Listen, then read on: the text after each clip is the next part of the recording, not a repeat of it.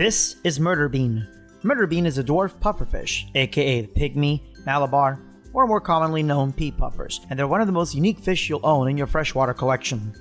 The name is obvious, as this little guy grows to barely an inch long, and is a true freshwater only puffer. There's a lot of misconceptions about them, so hopefully this video will help. They are said to require species only tanks, though I've had excellent luck with Cory catfish and even ottos. Now, can multiple puffers live together? I hate being cliche, but the answer really depends. Heavy vegetation helps, and you may get lucky, but just be ready for a there can only be one situation. There can be only one. Some people say the 1 pea puffer for every 5 gallons will work, but I would lean more for 1 for every 10. When purchasing a pea puffer, I'll often watch them for a while, as most pet stores just seem to dump them in with other fish, which kinda sorta works out. By watching them interact with other fish of the same and different species, I'm able to pick a puffer who isn't overly aggressive. Look for a round belly, a nice green coloration, and clear eyes.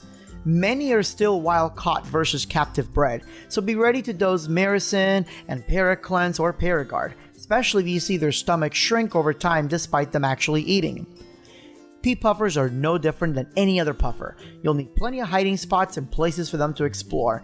That is a must. Otherwise, they're going to get bored or stressed and start glass surfing. However, do not get that confused with them following you around against the glass. Pea puffers are very intelligent and will recognize you. Mine will often get my attention and look at me in the same way a dog would as he literally swims to his usual feeding spot. Pea puffers are one of the few puffers that you don't need to worry about their teeth growing too large. With that in mind, a diet of pest snails and bloodworms and you're going to have a very happy puffer. I feed mine frozen bloodworms and the occasional brine and mysis. Snails are not necessary due to their teeth not needing to grind down, but it's never going to hurt to vary their diet.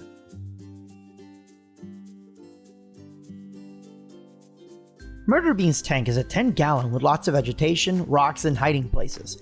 Puffers and live plants are usually a bad combo since they're very destructive, but pea puffers for the most part can be model citizens around plants. I like heavy filtration, so I use the Cascade submergible filter. I remove the carbon since it's not needed with planted tanks, and I put the E-High in Substrate Pro. This gives me plenty of surface area for bacteria to grow in. I aim the nozzle where there's not a lot of turbulent flow. These small guys aren't the fastest swimmers, so a gentle filter will definitely be best. Now, for extra precaution, since I always have food laying around with them, I do have the green killing machine, which is an excellent UV filter. However, since every pea puffer I've owned gets along with Corydoras, I have a natural way to get rid of uneaten food. This isn't always the case, especially if you can't observe your fish before buying, so be ready to do a species-only environment. I keep my tank heated at 80 degrees with a pH of 7.2 to 7.5. They can tolerate a bit higher or lower, but remember that stability is key.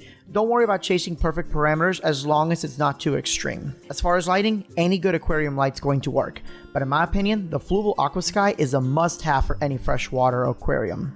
Most importantly, don't ever stress them out just to watch them puff. That really should go without saying. They do puff up occasionally, so don't be alarmed. I'm pretty sure that mine just does it for the heck of it or just for exercise. Oh, and like any puffer, when transferring them, don't put them in a net, use a cup instead.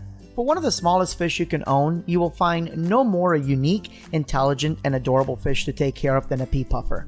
Small in stature, but mighty in personality, you'll instantly fall in love with these little guys. Thanks so much for watching. Make sure you like, subscribe, comment, and if I can answer any questions, leave them down below. Have a great day and God bless.